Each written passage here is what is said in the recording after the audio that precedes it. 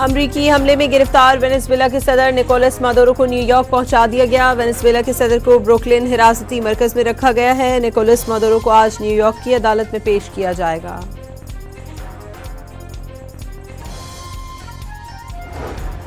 صدر ٹرمپ نے کارروائی امریکی تاریخ کے کامیاب آپریشنز میں سے ایک قرار دے دی۔ امریکی تیل کمپنیاں وینزویلا جائیں گی۔ وینزویلا پر حکومت کون کرے گا؟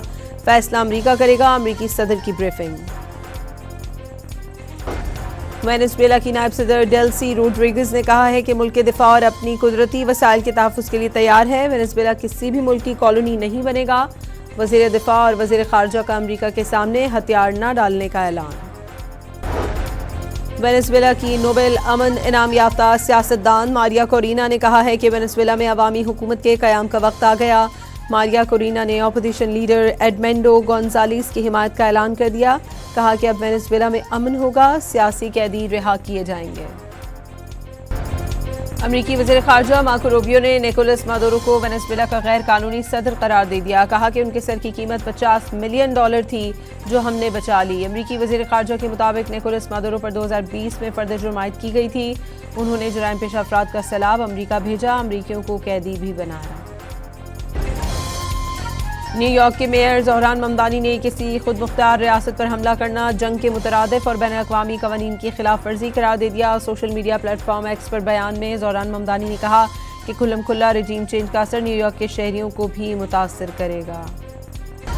عالمی برادری کا وینزویلا پر امریکی حملے پر اظہار تشویش۔ چین نے امریکی کارروائی بین الاقوامی قانون اور وینزویلا کی آزادی پر حملہ قرار دے دیا۔ برطانیہ، روس، ایران، کولمبیا، کیوبا اور برازیل نے امریکی ایکشن خود مختار ملک پر حملہ قرار دے دیا۔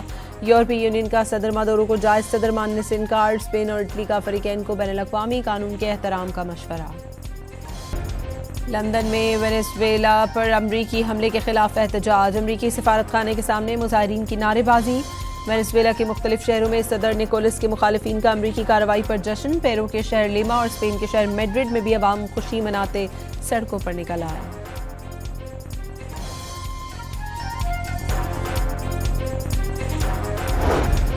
ایران میں مہنگائی کے خلاف جاری احتجاج کی شدت میں کمی آنے لگی۔ احتجاج کا دائرہ کار فارس ہمدان اور دشت سمیت محض چند شہروں تک محدود ہو گیا۔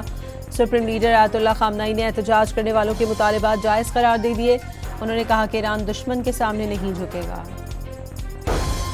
نائب وزیر اعظم اور وزیر خارجہ اسحاق ڈار نئے سال کے پہلے غیر ملکی دورے پر چین پہنچ گئے۔ پاک چائنا اسٹریٹجک ڈائیلاگ کی مشترکہ صدارت کریں گے۔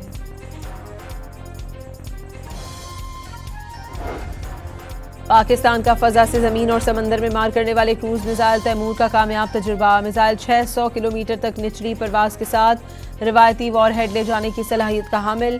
دشمن کے دفاعی نظام کا تیمور میزائل کو پکڑنا بھی ناممکن۔ کامیاب تجربے پر صدر، وزیر اعظم، چیف آف ڈیفنس فورسز اور ایئر چیف کی مبارکباد۔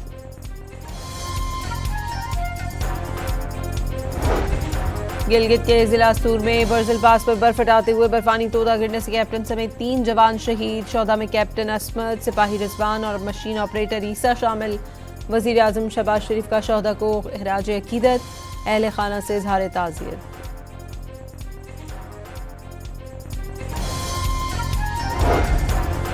پنجاب کے بیشتر شہروں میں شدید دھند کا راج برقرار۔ حد نگاہ کم ہونے پر مختلف مقامات پر موٹر ویز بند کر دی گئیں۔ قومی شاہراہوں پر بھی ٹریفک کی روانی متاثر۔ لاہور ایئرپورٹ پر دھند کے باعث پروازوں کا آپریشن متاثر۔